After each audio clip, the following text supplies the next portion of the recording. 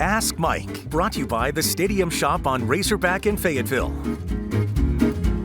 Hey, what's going on, everybody, and welcome back to another week of your Ask Mike Happy Halloween edition. Where's Courtney? Courtney, what are you doing here? She's off. I'm standing in the stint of Courtney Mims. She's not feeling too good today, so CJ Macklin's here on Halloween. COVID. Not COVID, people. She's just a little sick right now, under the weather. But she'll be back later on this week. And football, back-to-back wins for them. First win in Auburn since 2012. People are not freaking out as much. Yeah, don't freak out, people. Auburn's coach is gone now officially as of today as well. They're freaking out. So they got a new Well, they're head coach. actually happy because they wanted to get rid of this guy all year. Yeah, he hasn't had the last 2 years. All right, let's get to the first question. Our first question is from T.L. Slayton, who wants to know, did our defense look better because we got a lot of our hurt players back, or is Auburn's offense that bad? We won't sugarcoat it. Auburn's offense is bad. They are fourth from the bottom in offense in the entire 14-team SEC, but they're not the worst. Not the worst. What they did have coming into this game was a good running game. Yeah. So I thought Arkansas did a good job of kind of shifting their defense a little bit. You didn't see the three-man front. They had now 4 down linemen. Finally. That was to stop the running game and maybe pressure the quarterback a little more. And Arkansas really limited Auburn's running game to about 50, 60, 70 yards less per average. So that worked. What ended up happening, though, is when you do that, then you give up more yards passing. Yeah. And Auburn ended up with more passing than they'd had in any game this season, 283 yards or something like that.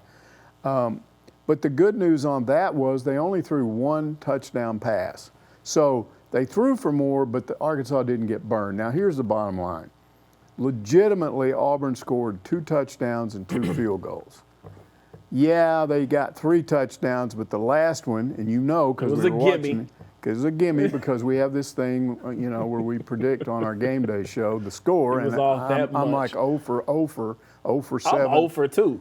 I have nothing, and so I had this thing won. I had the score nailed. Yeah, right there. And then all of a sudden, Pittman puts the 2s in, and here goes Auburn right down the field and scores, and it throws everything off, and then the DJ Williams wins the thing again because he got lucky. I mean, who could have predicted that? So legitimately, Auburn just scored 2 touchdowns. So in answer to the question, the defense is pretty good. I don't care if they're fourth from the bottom. You hold them to 2 touchdowns, 2 field goals, you've done your job. Yeah, they did a pretty good job on defense. Ashford was actually getting off in that first half. Their rushing game was actually better than ours in the first half. Yeah, but that was because of 2 long running plays right before you take that was 70 yards. Take that away, and they end up with just a little over 100 yards total rushing in the game. So it was good except for 2 plays. Yeah, I agree. All right, let's move on to the next question. Jason Silver on Facebook says, my wife says I'm spoiled because I wasn't giddy over Arkansas breaking the losing streak to Auburn. I say they played a sloppy game with too many penalties, a fumble, and almost a disaster on special teams. They weren't focused. You think they weren't focused? If you notice, Auburn had problems with penalties too early. That's the hallmark of a team that had a week, a whole week off, 2 weeks before the game, and especially with Arkansas when all they did was some light walkthroughs. Sam Pittman trying to rest everybody. I think a lot of those mistakes early were just getting back in the flow of the game. The fumble, there was 1 fumble in that game, no interceptions. So anytime you play a game with 1 turnover, you'd like to have none, but 1 turnover is not bad. Special teams, we'll address that in a minute because there's another question about special teams. So, yeah, I do think that's a problem. But overall, I didn't really think they were that sloppy. It was just early. And the bottom line is people think, no big deal, you beat Auburn. It's not easy to win at Auburn. It's just not. Missouri had them beat and then got beat. So, we talked about the crowd when the game came on yesterday. Auburn fans, it's full. It was packed. I promise you, if Arkansas had a losing record right now like Auburn, they would not fill the stadium up, and that's 85,000 people. Those Auburn fans are committed. It's not easy to win there. No, it's not at all. So kudos to Arkansas winning back-to-back games. Let's move on to the next question, though. Mousetown asks, what did you think of Pittman's halftime adjustment of going back to the running game? This was huge for Arkansas in the second half. Yeah, it's interesting because I got on this show for weeks and weeks and weeks, said, look, they're not throwing it enough. You got all these talented receivers, and KJ's a good passer, and they're wasting that. And finally, Pittman, before the BYU game, well, really it was before the Mississippi State game, but really on the BYU game, he said, we are going to throw the football more. And they did. They did. And they had a lot of success. However, to me, it's a matter of who are you playing. And Auburn is a team that had just been, their defense had been porous for the running game. Yes. So to me, it's a no-brainer. You're going to run the ball on these guys. So what did they do? They threw it too much in the first half. And even he realized it was too much, so he said at halftime on the TV, if you watched it, he said, we're going to have to run the ball more in the second half. And they did. They came out and ran the ball more. They had success. Now, look, they didn't stop throwing. They still threw the ball in the second half. They just kind of shifted the balance on that, and they ended up with over 300 yards rushing, one of their better rushing efforts of the season. And Rocket Sanders broke 1,000 yards. So all of that went well. But so I do like the decision. But it was a halftime decision, and it certainly paid off. Definitely paid off. I think 55 on the yard for K.J. Jefferson. Like you said, Rocket went off in the second half. Even in the first half, I think Rocket had like 64 yards on the ground. Yeah, I mean, it was a no-brainer to run on those guys. But, again, you still have to throw it. If all you do is run the ball, you're not going to do that against them. So I've always talked about this and tried to explain it's about balance. It's also, if you're talking about the running game, it's the specific game that's called, the run play that's called. Sometimes you can call a running play that's just a no-brainer. It's not going to work. You can see it the minute it happens.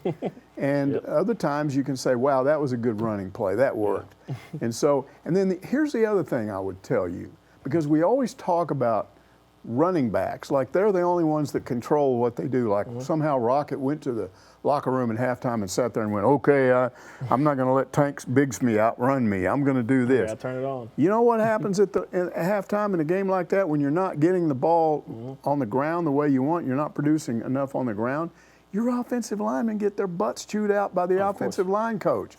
And they did a better job in the second half. So it's a combination of the decision to run it more, the plays that are being called, the offensive lineman, and Rocket. Yeah, it was all of those things. Collective effort in the second half, so I agree. All right, 10-10 says, it was a great win, but it wasn't a curse. Our players are starting to believe in playing the game with more passion. Quit respecting the other team's jersey and start to respect ours more. Great win and great coaching. You might not have been able to convince some of the fans that the curse wasn't a curse at the start of the game because what happened? Remember, Auburn had that early fumble, and then it was ruled not a fumble. That was quick. Then we're going, uh-oh, here we go again. And then Arkansas had a fumble that was ruled a fumble, and it was continued to be a fumble. And you're going, okay, we're playing this game again. Yes. But that was the end of the controversy. It was a pretty well officiated game, and Arkansas did win this game. Why? Because they were the better team. Agreed. So now what we can say, now that the streak is gone, is yes, they got a lot of help during that losing streak. Auburn did. But Arkansas was legitimately better. It didn't come down to a call. You didn't allow it to come down to a single call, and so you don't have to worry about that kind of stuff. Does this team, have they reached a point now where they're respecting their own jerseys and not worried about the other guys? Yeah, I think so. They're gaining some more confidence, but I think that's always been the case. The real problem with that, I think, started the last couple of years under Bielema and certainly during the Chad Morris years. Those were the years in which you don't respect your own jersey that you're wearing enough because you don't believe in it. And that's the one thing that Sam Pittman, I have a good friend that's mad at Pittman right now. He was mad 2 weeks ago. I haven't talked to him since because he just felt like, what kind of coach is he? Come on, I don't even know if he knows what he's doing. He's all talk what fans do. Here's the thing about Sam Pittman. I had somebody tell me this. I'd never thought about this before. It was one of the old timers. The old guy's been around longer than me. And he said, you know who Sam Pittman really reminds me of? And I said, no. And he said, Wilson Matthews. And I went, bingo. That's right. I'd heard all these stories about Wilson Matthews, former high school coach in the state who almost got the job instead of Frank Broyles, but then Broyles hired him. He was smart enough. I got the job, you didn't, but I'm hiring you to be one of my coaches. And what Wilson ended up being was a guy, and anybody that's ever played the game of football understands this, he was a guy that was just meaner than hell, at the wrong time, and you don't want this guy running you after practice. He would bear crawl you to death. You would be cussing him. You would be mad at him. Yeah. And then when it was all over, at some point he'd come by and put his arm around you and hug you and say, "I'm only doing this because I love you, because I'm gonna make you a better player." I know those coaches each and every day. And that's what Sam Pittman is. Yeah. That's one of the reasons he's a really good coach, and the other is he understands recruiting. Yeah. He's the first Razorback coach of all the ones that I've covered that's absolutely said every single coach on my staff has to recruit. You don't give me excuses why you didn't get this guy or that guy. I want results. And we've seen if you don't get results under Sam Pittman, you get fired. Get out the door. So that's why I think those are the changes that he's making. Now, they aren't going to make the turnaround that Tennessee made as fast as they made it. You know why? Because Tennessee used NIL money to buy a lot of players and whoop-de-doo and do this stuff around. But Arkansas, Sam Pittman is building the house. Yeah. Like you build a house, you put the foundation down and you slowly come up. Brick by brick. Maybe the house doesn't go off as fast as the one next door, It's but gonna maybe go the up. house, when it gets built, will stand longer. I like how you said that. Great foundation is the key. He does hold everybody accountable as well for He does. their actions. All right, let's move on to the next question. Eric Lawrence Touchstone is not so happy. He says, "Way to go, beating the worst team in the SEC besides Vandy." Okay, that's pretty funny. We got a graphic. Let's pop this graphic up because it'll show you. Vandy. It'll show you that they're not actually the worst team in the SEC besides Vandy. Florida, Auburn, Oh, my goodness. and A&M all have the same conference records. Florida's a little better overall, one game better all, but those are your SEC bottom feeders. So it's not like they're the worst. Right. Come we got on. 4 more teams out there. 3 Come more on. teams out there, including Don't do that. Florida's 1-4. I know Courtney's upset. Yeah, so this to me is the ultimate, this guy's mad no matter what. So I don't accept your complaint that you beat one team that was better than the worst team. No, you got to take any W you can get, especially in the SEC. As we said, that's a 85,000 seat stadium. I don't care what kind of team they have, it is hard to win there. It's hard to win. They haven't won there since 2012. Yeah. It's 10 years. 10 long years. 10 long years. I know.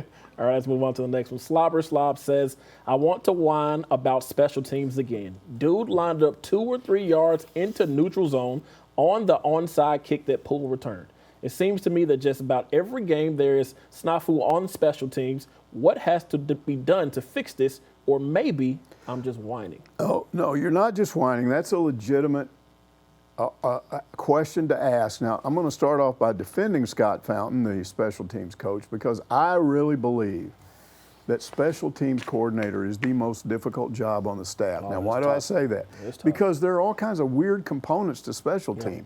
Like, for instance, what does punt return have to do with fake field goals? Yeah. You know, you can take all these different things you do on special teams, and a lot of them are unrelated, and you have to be good at all of them. Yeah, it's true. So that's one part of it, and then the other part of it is, if you're an offensive coordinator or defensive coordinator, this is a no-brainer. You just put the best player, you get the best players on the team at the various positions. They don't get that. Is KJ Jefferson on special teams? Is Rocket Sanders on special teams? You do it in high school. You can't really do it in college. You can name off 3 or 4. I think they've got one of their receivers who's not a starter, is the punt returner, Bryce Stevens, but you don't have your top offensive lineman out there blocking on kickoff or blocking on kickoff returns. It's different. You're a lot of times you're going with redshirt freshmen, so who's it's really a tough job that he's got, and there's more mistakes than can be made on there. However, I do agree with the part about the brain freeze things, because in the Mississippi State game, it was A.J. Green that had the brain freeze on a kickoff. He's back there, and the ball lands, and he panics because it's inside the 5, and all he had to do was reach over there and touch it, and it's down and comes out to the 25. Instead, at the last minute, he freaks out and runs over and grabs it, tries to run it, and almost gets tackled for a safety. And they end up on the 1-yard line. I think they ran 3 plays, punted, and Mississippi State came back down, scored a touchdown. So that's a screw-up. But to his credit, because I asked, they had worked on that all week. That very thing about don't panic. If the ball lands inside the 5, if you don't catch it and it lands over there, all you got to do is touch it. You don't have to pick it up. That's the rule that's been in place for a while. And it almost touched Bryce Stevens, I think. Yeah, this past week, Bryce Stevens, who's the punt returner's back there, and he's like, it's one of those no man lands things. Do I field this punt? Do I not field it? Do I let it hit the ground? Because sometimes they catch it inside, and I think there's a line beyond which they don't try to catch it. Right. Anyway, he looks like he's going to not catch it, and then he reaches out and tries to grab it with his hand. Pulled his arm and then he pulled his hand back, and he missed touching his hand by that far. If he touches that ball, Mississippi State has it on about the Arkansas 2-yard line. Yep. It could end up being the same effect that the K.J. Jefferson screw-up had in the A&M game. I mean, it could have been a disaster. So they've been lucky. So Scott Fountain needs to reemphasize that part of it, the brain freeze part. Do not have a brain freeze. Yeah, don't let that ball get that close to Bryce Stevens because it could have been a different ball game. Absolutely. Right there. Decide whether you're going to catch it or not. Don't halfway catch it. And then, oh, wait, I should catch it. Just let it go. If you decide not to catch it, just let it go. Don't rethink yourself. And on the kickoff return, just always remember, all you got to do is let it go inside across the goal line and it'll come out to the 30, or if it lands and stops, just go over there and touch it. You're going to get there before they do. You don't have to run over there and freak out. Just walk over there and put your hand on it. Yeah. It's simplified. Simple. All right, let's move on to Arkansas hoops. About the Hoop Hogs, 30-point loss to Texas in Austin. Justin Freeman wants to know what happened, what we're lacking, what are we lacking? Poor defense or bad offense? It was all of that stuff. I was just from the sixth to say it's a combination What of did everything. Musselman say? He was given about 5 scenarios of things that were bad, and he said, which was the problem? He said, all of them. All of it. They didn't do anything right in that game. Nothing. Okay? Nothing right. However, let me just say, this is my theory. I can't prove it, but my theory is he did this on purpose. I think he called up. I think he called up Chris Beard and said, "Hey, I got a bunch of guys that think they're studs. They were all high school, McDonald's All-Americans and 4 stars and 5 stars, and we got high-end transfers and all this stuff. And I can't get these guys to do in practice." He's mentioned several times. He did. They're not doing in practice what he wants them to do. It's true. So I'm going to bring my team in there, and you can just school us. Because there's some suspicious things about that game when you start looking at the stat sheet. Yeah. Like, how many minutes did Anthony Black play? He only played less than 16 minutes, less than 16 minutes. What are you doing there? I mean, Trevin Brazile played less than 15. You're taking your best players and kind of keeping them on the bench. And it was almost like he wanted them not just to get beat, but to get beat badly. And when have you ever seen a Musselman team let a 20-0 run go in a game? I don't think I've ever seen that. So I think he got what he wanted. You come back now, and you sit down and you say, okay, studs, okay, 5-star stud, 4-star stud, great transfer. Look what you did here. Now maybe you'll listen to me in practice when I tell you you are not committed enough. And we're fixing to get seriously busy now because we're a week away from the season opener, which is where we stand right now. So I think he got what he wanted. I can't prove that he did that on purpose. I'm not saying he lost it on purpose, but I think once he realized the game, they were in trouble, he just said, okay, let's just sit back and see what they do. He said, eye-opening experience. This was the worst 40 minutes of basketball I think there were just all these little clues that he was dropping, like, I know what happened. Little gems out there, 30-point loss. I was not expecting that. We couldn't see all the highlights, but we got some in on Saturday, though. All right, let's move on to the next question. Most fans took the loss in stride. Jesse Miller says, just like last year and the year before, this team will need some time to gel. Muss will get it going. And that was the thing when I looked on social media, Facebook and Twitter, and some of the message boards. It was amazing how, and there was some freak out like there always is, but I would say 80% of the messages were like that. These fans aren't stupid. They know what's gone on really all 3 years under Musselman. The team has really played its best basketball at the end of the year. Now, they started way later that first year, but the second year and the third year, which was last year, they didn't really start kicking it in gear until maybe early in the conference race. And then look what happened by the end of the year. Keep in mind that last year in an exhibition game against a Division II team, they came within 3 points of getting beat. That's not like going to Austin. That was at home. So that's way worse than going to Austin and getting beat. And that team came back and was Elite Eight. So I think most fans understand what was going on there. It takes time. We always just sit up here and say 11 newcomers. You have to understand 11 newcomers on one team is tough. You got to know when this player wants the ball, where he wants it on the ball. You got to talk about his family, get him close. It's just tough to have 11 people join all in one team. Get this team to jail early in the season. Like I said last year, almost lost to East Central at home. Yep. It was a scare, early scare. That team still made it to the Elite Eight. Yeah.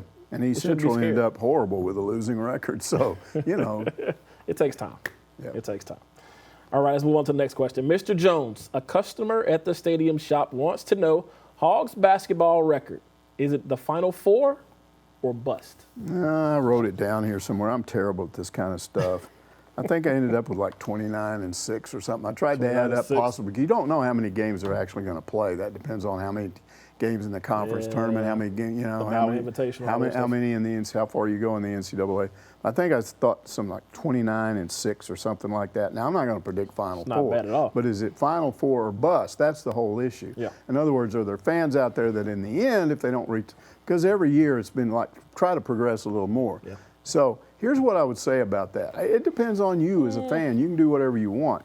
What I know about the NCAA tournament is it's hard because you don't know who you're going to play, what team you're going to run into. They might well not get anywhere near as far this year and be a better team because they ran into the wrong team at the wrong time. Yes. Or they could be Final Four. So what he's really asking is how many fans out there are going to go, if you don't go to the Final Four, it's a bust? I don't know. 20%, 30, 40? I don't know. I agree. It depends on who you are as well. I mean, I don't tell fans how to be, what kind of fans they have to be. If you want to get mad about it, that's your business. I agree with you. It's all about matchup. Just like last year when we played Duke, we were just too small. And Muss went out there and got all these 6'10", 6'9" guys that can run the floor, rebound, pass, score. Once we got that length now, but it still matters on who you play during the week, if they're hot or not. Because some teams win that tournament, they won 6 games in a row. Now they're hot. They're on a hot streak. You guys are good. But if this team is rolling, you could very well lose to that team. We've seen really good teams get knocked out in the first round. We've seen one seeds lose. It's only happened once, I think, a one seed lost in the first round. But we've seen a lot of 2 seeds and 3 seeds lose in the first round. And it's because they played the wrong team at the wrong time. It happens. Trust me. It happens every year. Matter of fact, that's what I call it March Madness. Yeah, and I like it. I love it. Because I love unpredictability in sports. We all do. Well, most fans do. It just depends on who you are again. I can't stand predictability. If I knew what was going to win every year. I'm not saying if you know exactly, but if you pretty much think, okay, this is going to happen, and it happens, and it keeps doing that over and over again, you're like going, well, this is boring. It's kind of like the Warriors and LeBron James, right? We'll get to that later. All right, let's go to the next question. Edward Clutch wants to know, what is your opinion on Hogs Plus? Ole Miss and A&M have a weekly show that delivers way more content and is free. They even air on one of the ESPN channels constantly, which has to help with recruiting. For paid content, 15 to 17-minute shows every week is really disappointing. Okay, my view of Hogs Plus is they do quality stuff. I don't subscribe to it, but we see some of it on Twitter. Yeah, and it's good stuff. It does roll on ESPN, like we was talking about too. We wish we could get that kind of content here, but no regular media gets that. This is a private company that the University of Arkansas pays to do this. So what he seems to be suggesting is, because of what schools do you say, Ole Miss and A&M, because they provide it free. Well, they may provide that free to their customers, but it costs them. They're going to have somebody do it. Yeah. It's going to cost them extra money, and maybe they think it's worth it in terms of recruiting. I don't know. And these contracts could be different as well. And maybe Auburn, maybe Arkansas doesn't feel that it's worth it to provide it free. The bottom line is they've contracted a private company to do that who does good work, and they're not going to work for free. Yep. Now, the cost to subscribe to that is $10 a month. Yeah.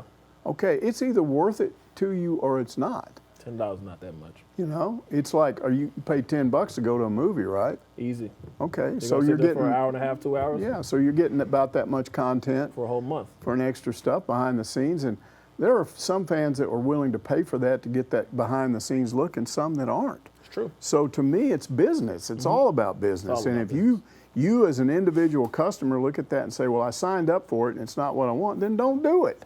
Yep. But if it is, then you do it. I've done it before. It hasn't been Hogs Plus, or I'm just saying anything. Yeah. Could be Netflix, could be Amazon Prime, whatever it is. A bunch of us subscribe to YouTube TV. right? Yeah. Because they got a family plan there, and several people can subscribe, so it drives the cost of it down. And that's where, because I started streaming after last year, I don't do cable anymore. I do streaming, and I like streaming better. I do too. Because I can sit there and just click, click, click, and go from game to game to game to game instead of trying to click up and down. Yeah. You know, and so I like streaming, but you know, you have to decide whether that's worth it or not. And one of the things we started off going, well, let's do what do they call that?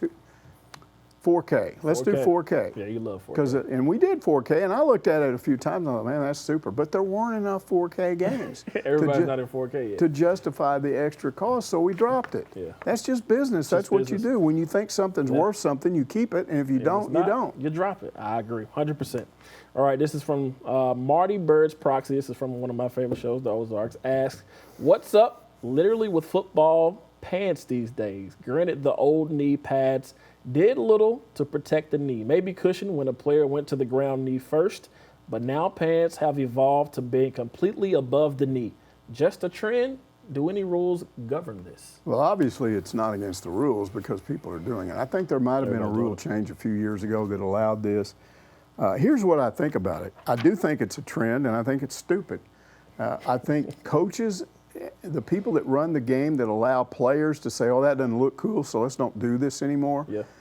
The whole issue with anything like this, equipment that's there for player safety, should be player safety. I want to give you a good example of what I'm talking about. Okay. Because this goes all the way back to the 60s. We had a guy on my high school football team. Now, in those days, the knee pad was a pad you put inside the pants. It had a little slot there, and you had to put the pads in there. And they would take those out every week to wash your pants after the game, and then you had to put them back in because you had those pads in your locker. So he didn't like it. So he didn't put the pads back into his and he got his knee hurt. And the coach was furious with him, and even though it wasn't a serious injury, he benched him. Now, one of the reasons he benched him, the guy behind him was about as good as he was, but he was trying to make a point. But my point is, what if he gets his kneecap split in half? You know, he could have. The pad was there for a reason. Now, so now these modern wide receivers, they want their pants cut up because they think it slows them down or whatever. Yeah. Well, what if you end up splitting a kneecap because of that? Yeah. Now, I'm old enough to remember, I don't know if you ever did this, but I'm old enough to remember rib pads. You ever wear rib pads? No rib pads. It comes with a little suspender type thing that goes over your shoulder, and that's below your shoulder pads. You put it on, t-shirt on first, then put this thing on. You lace it up. It's pads all across your ribs. Really? And it protects your ribs. Tight. Keeps you from getting your ribs broken. They don't do worth that anymore. Might be worth that for sure. Absolutely. So why did it go away? Because players didn't think it was cool. Yeah.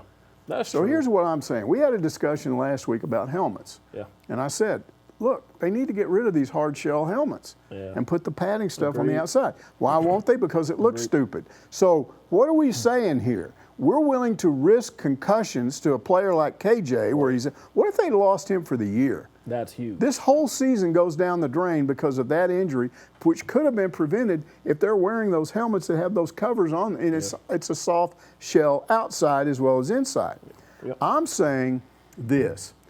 When they start this new governing body over college football, which may be 2 years away, the NCAA running college football is about to go away. So you're going to get a new organization with a new president. This is perfect. I'm saying when they do that, as a part of that, make a division of equipment and safety and hire people that are good at this, run tests, do tests on equipment, and say, what do we need to prevent knee injuries? Is there anything we can do? You can't have people wearing steel knee braces, but maybe there's something they could do down there to prevent knee injuries. Maybe we should bring back some type of rib pads. There's stuff you can do to the helmet. And make this a legitimate thing. Look what they've done in NASCAR and Formula One racing over the last.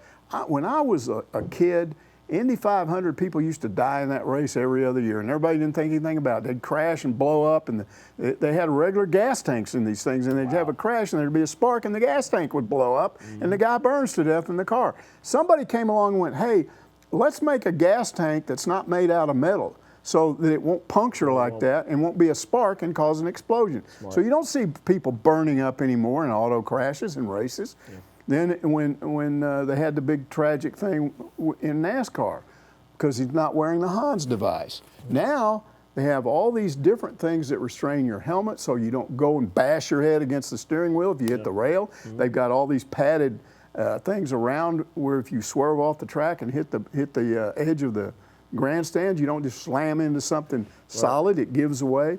So there's all kinds of safety things that have been done in auto racing that prevent injuries, deaths. Is it perfect? Do people still die? Occasionally they do. But they've had a lot of success in doing this. So why can't we do this in football? Yeah. Would it not be worth it to keep your team from losing their best player and then your whole season goes down the tubes? Yeah, definitely worth it. This is a long explanation of the knee pad thing, which I still think you should have knee pads. I think they should reverse that and say, no, this has to go below the knee and you have to have a pad over the knee because we don't want you to get your kneecap split in half. That can happen. We had a guy, I can't remember his name now, but he had that kind of injury. He got hit right on the top of his kneecap and it split it in two.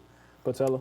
He split his patella? Yeah. Oh, wow. Split that kneecap in two tough. parts. So, yeah, let's stop doing all these things because they don't look cool. Yeah. And make a uniform with equipment that protects players better than we have right now. I agree. All this stuff is trendy. It's even trendy in basketball now. They're wearing the short shorts like they were wearing back in Magic Johnson, Michael Jordan days now because it looks cool, and we don't want to look uncool. So I'll risk busting my kneecap up to look cool. Those knee injuries could go up if they don't wear those pads over those knees. All right. Let's move on to the next question. Lanny says the Aggies are officially at the bottom of the SEC West, with Auburn after their fans bragged all summer that they were going to win the West. Brian Harsin got fired. What about Jimbo? I heard Jimbo, he could get a huge payday if he gets. Well, and we didn't change the graphic, but I changed your script because between when we formatted this and now, Brian Harsin did get fired. Yeah. Well, why was Auburn able to fire him? Because they owe him $15 million. You know what they owe Jimbo? How much? $95.6 million if they fired him this year. Yeah, now that's why he's not going to get fired. If they owed him $15 million, he'd be out. Wow, that's insane. Absolutely. So what are we talking about here? You know, how the issue is when you hire a new coach. These athletic directors go bonkers. The guy that hired Jimbo is now at LSU. I mean, the guy's a goober. I'm sorry, he's a goober. You got played by his agent if you gave him a $96 million buyout. Nobody's worth that. Yeah, nobody's worth it. Now they're stuck with him. Here's what I've been told, that Jimbo is going to be told at the end of the year, you got to fire your coordinators, but we'll give you a whole bunch of money to go buy somebody else's good coordinator. Because Aggies have always had the attitude, they got plenty of money down there in the Houston area. They do. And their attitude is we can buy anything we want. So the idea is, will you pick out the best coordinators out there that's working for somebody else and we'll just go buy them. Now, will that work? I don't know. But that's what they're going to try to do because they're not going to give up. They're not going to give up on the notion that you can buy a championship. They'll keep trying it. So we'll see if it works. Maybe if they keep trying, sooner or later it'll work for them. That was the big thing with Jimbo coming into the year, right? They were talking about buying championships. And he had a big with press all those conference NIL money, with all that stuff. And, you know, they've got the #1 recruiting class with all that NIL money. And they've already had to suspend 3 or 4 of them. And some of them are hitting the portal because it's not working out the way they thought. But, again, money is not the only answer. I'm not saying it doesn't cost you to build a good program. But if the bottom line is you think you can buy your way always into it, there are some issues there. So I still believe, I may be naive, but I still believe you take Sam Pittman and put a recruit in front of him, and the recruit says, well, I can go over here and make a lot of money playing for this guy I really don't like, or I can come over here and play with this guy. And this guy, Sam Pittman, is saying, come play for us, and we'll let you make some real money when you go to the NFL. Yeah. You know, that's what I would go with. That's the path you need to go But that's a slower way of building a program. That's true. Aggies do it fast. Okay, let's go get some coordinators. What'll it cost? We may have to pay our new offensive coordinator $4 million more than anybody else is paying. You know? See, with Harsin, they have to pay half of his $15 million in like 30 days, I think. Yeah. With Jimbo, would it be the same thing if his is $96 million? No, they owe him the whole thing. The whole 96. I'm telling you, this AD at LSU just totally books. What were they doing? Somebody ought to be looking. I need his agent. If I was LSU, I'd be nervous, man. We got this guy running our show. Ooh, whoever your agent is, Jimbo, we need to talk. My goodness, 96, that's a lot. All right, let's move on to the next thing. It seems like every preseason for a lot of our teams, they are ranked really high but when the season actually starts, we fall very quickly and don't perform up to expectations. Why is that? Is it coaching, or is it just hype that we're not awful at sports again? That is a head scratcher of a question. We get a lot of questions, but I'm not sure how to answer that question.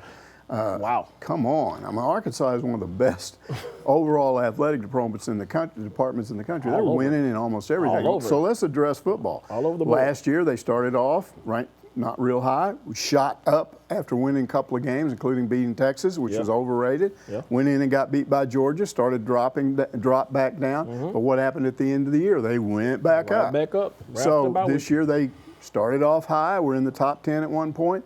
Now they brought back down, but now they're starting to go back up. Man, it's not over, but what if they end up the way they were? So I don't think that's bad coaching. Now with basketball, what are you talking about? I mean, haven't even started yet. I mean, basketball started slow the last 3 years, but it's where you end up. You can't end up much better than the Elite Eight. There's just 7 other teams better than you. That's it. So that's not bad. That's not polls. That's actual real numbers. Then baseball. 2 years ago, they were number one the whole regular season except for a couple of weeks. And then the next year, they went down after being up. But where did they finish? They were basically the number 3 team in college baseball. They were the best team, the third best team in the College World Series. So I don't see where he's coming from on that. There's certainly no evidence that the media is overrating things or trying to make it look better than it is. It's been pretty good. Yeah, these teams are I good. think Arkansas fans, I'm talking about in general, not in a specific sport, have gotten a little spoiled lately because the success that's going on right now. I've covered this program for 47 years. It's never been like this over the last 2 years, where they're winning in almost everything. I mean, every time you turn around, volleyball gets good. You know, soccer's been good for a while. Track's always been good. You know, but softball may end up being the number 1 softball team in the country. They're recruiting they've had like 2 straight dynamite recruiting classes. I mean, Courtney Deifel's recruiting better than Musselman. She got some good recruits. You know, come to the and football games and everything. Get a new locker room and a bunch of stuff. So, you know, they're good. Baseball is continues to recruit well. Football under Pittman is, you know, like I said, he's not building it overnight, but building very slowly. But it's going up. It's getting better. So I don't know where that complaint comes from. I agree. All across the board, from soccer to volleyball to basketball to football. I mean, basketball is just about to start. We're just coming off an Elite Eight performance again, Sweet 16. I mean, what else can you ask for? It's only 15 or 17 better than those teams. So, yeah, all across the board, Arkansas has been very good. My first time, too, covering a university that is good across the board. Which is, most people in the media aren't used to this. They get here and they go, this is spoiled for sure. It's more work because every time you turn around, well, how come you need to cover this? Well, you better cover this program. What about these guys? Press conference here, press conference there, game here, game there, on the road, at home. It's a lot to do. All right, final question. Blood Red Hog wants to know, why do you use an Android phone and not an iPhone? We talked about this. I'm not sure how he even knows that. I must have tweeted something out one time or something. I don't know. I don't think I don't remember having a cell phone before 2012. I might have had. 2012? I know. I was late to the cell phone game. I mean, I had a phone in my house for a long time. First of all, I'm not a phone guy. You know, I pretty much don't want people to call me. Do you video call? If I want to call somebody, that's fine, but I'd rather them not call me because usually calls are not something I want to answer. So I don't. When I took this job, that's one of the first things they said to me is you use your phone because it's got social media on it. We want you to use Facebook and Twitter and all that stuff. So Marty Houston's a guy I've known for years, good friend. And so he's working for us, and I go to him, I don't know what kind of phone to get, because the station provides that. So I said, what? He says, oh, get a Nokia phone, because that's what he had. And they don't even make Nokia phones anymore, I don't think. But it was an okay phone. I haven't seen a Nokia phone in years. But it was, this was 2012. So I think it's a Nokia phone that has a little thing that you pull like a wire up top. Is that the one? No, I don't think so. It wasn't that. Was it a flip phone? No, it wasn't a flip phone. I didn't have one of those. But I had a Nokia phone. It was okay. And then after 3 or 4 years, he got this Galaxy 7 Edge. I think that was maybe 2016 or somewhere in there. And I looked at his phone. It was good. Had a good good camera on it and a bunch of stuff. So I said, yeah, I'll get this. Got a big screen and all that. And I had that phone for 5 years. It was a good phone. It didn't mess up on me. I wasn't always having trouble with it. So in the meantime, while I had that phone, they made this big jump between the Galaxy 10 Super Duper, whatever it was. It was the best cell phone I've ever seen. And then they jumped to the 20 series, and he had one of the first 20 series phones, and he's showing it to me. I'm going, so 2 years later, when my phone kind of finally blew up, I went, okay, I'm going to get one of those. But I tried to do the cheap route because I'm sitting there thinking, I'm not spending $1,000 for a phone. And I wanted to get the phone that he had earlier, which was the Galaxy 10 Super Duper Duper Duper, because it had all the things that the 20 has, but it was a lot cheaper, and you could get a reconditioned phone. And as somebody explained to me, there are all these phones that people buy, and then they decide, no, I want this phone, so they trade them in. They might not have used them for a month. Yeah, that's real. And people that they get traded into check them, make sure they're okay, and then they resell them. So this phone was like $300, and it had all these features on it. So I went through a website to get it, and the only problem was it was guaranteed to be unlocked, and it wasn't locked. So when I go to take it to Verizon to get it hooked up, the guy says, this phone is locked. You're going to have to go T-Mobile and get it unlocked. So I go to T-Mobile. They said, we can't unlock it here. You have to go to our national office. Oh, wow. So I called them up. I can't understand what this lady's telling me. I don't get what she's saying. So I said, text it to me. So she texted me this thing. I tried. It doesn't work. Say they can text you? She did. She texted my wife or somebody. I don't know. Oh, wow. I got this thing texted. That's a new feature. And it didn't make any sense to me. So I didn't get it unlocked. So I finally took it back where I got it. And they were good. They gave me my phone back. They agreed this was supposed to be unlocked, and it was. So I got my money back. And then I just went, just go to Walmart. They had a good deal on a Galaxy 22s. And that's how I still have an Android phone. And the number one reason why I don't have what you have, where's your dopey phone? Here's my phone right here. What's that? This is the iPhone. This is what the reason I don't have one of those? This is a phone that works. And you don't have to use green. Who wants to look at green bubbles? Look at your dopey phone compared. Mine's much bigger than yours. I don't need it to be that big. You don't even know how to use that. This has much better features. I use it well enough. But why don't you use iPhone? Go ahead and get it out so people can know. I don't use iPhone because LeBron James is their spokesman. I will never buy anything. It was at AT&T. We were talking about it during the Auburn game. How a commercial popped up. And everyone can have the same deal. And what'd you tell me? You're everyone. You can walk in there and get a phone. You're everyone. You can go to AT&T and get you an iPhone. I don't want one of those. Mike, phones. You need one. If Jalen Williams ever endorses iPhone, then I will get an iPhone. But not LeBron James. You don't take Jalen Williams over LeBron James? Yeah. Oh, my gosh. In terms of a phone endorsement, absolutely.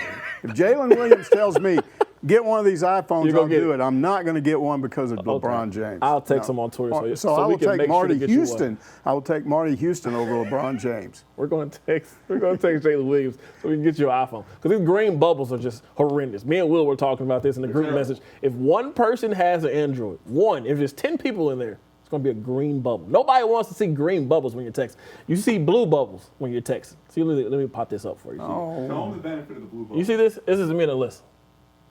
What does that mean? Who cares? It means it's an iPhone. When you got green, I don't have too many greens, so I don't even know where to go. But I've had an iPhone since 2011. Good for you. FaceTime. I like my phone. You got notes. You got so much stuff in there so the video. You want me to switch to iPhone? 10 times better. You tell Verizon to sign Jalen Williams as their spokesman, and then they'll go back in and get a new one. So LeBron can stay at AT&T and Jalen can do whatever he wants. I'm not buying an iPhone because of him. Look, the iPhone's better. We just need the iPhone, period. No. I tried, people. I can't do anything else. Happy Halloween. Thank you guys for tuning in to Ask Mike. We'll see you next week.